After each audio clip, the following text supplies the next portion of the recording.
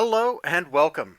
This is a late night comic book review or something like that. We got Raver #2, written by Bester from Babylon 5, and I guess the art's by these Dan and David Day dudes. The art's pretty much okay in this book. My problems with this book come from the fact that it is frankly completely and totally incomprehensible. Well, that's an exaggeration, but you're basically looking at the best part of the book right here. All right, so we got this nerd guy who somehow stumbles through life. His girlfriend wants him here to help resolve a conflict that one of the performers at this club has with that performer's dad or something. It's not exactly clear to me, after having read the book, exactly what's going on in this layer of plotline. But this is driving what's going on in the actual meat of the book with the character named Raver. Why he's called Raver, I don't know, but his name is Raver, and he's doing stuff. All right, so we got this whole high level. Here's like the real life world. What's going on? This dude's got a cold. He's got to resolve some kind of conflict, and he's super not good with people. It makes me wonder how any of that in yeah I don't know why anybody would be dating this dude. Like, he does not seem, yeah, whatever. He's a turnip. Okay, so we go from that to, it turns out this Raver dude lives inside this other dude's tortured mind. Okay, and inside this dude's tortured mind, he is having to do some stuff like go in and try to set things to rights. So he ends up in this place where you got these dudes with whips. They're capturing people. There's nets.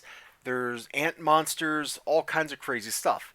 And over the course of the book, he figures out what all these things mean, how they fit into the ecosystem of this world, and how to set stuff to rights to then resolve. See, this is where it's weird. To then resolve one of this guy's neuroses so that he can proceed on like an effective human being over the course of like the last 2 or 3 pages of the book, thus resolving the main conflict of the book, which was him saying something nice to somebody. Like that's what it is. This guy can't say something nice to someone. He can't say something nice to someone.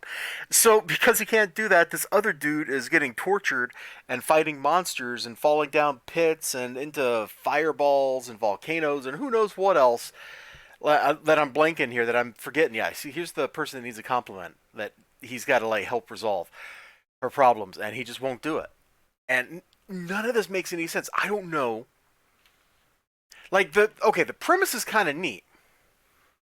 The premise is kind of cool, and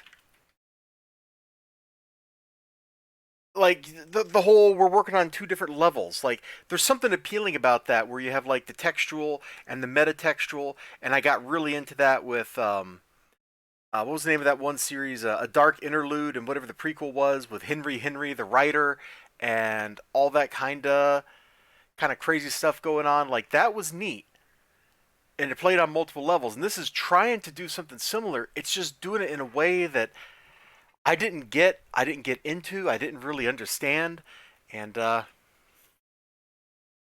because losing sucks. Oh man, I looked this up online. There's not actually a lot of information about this book online, but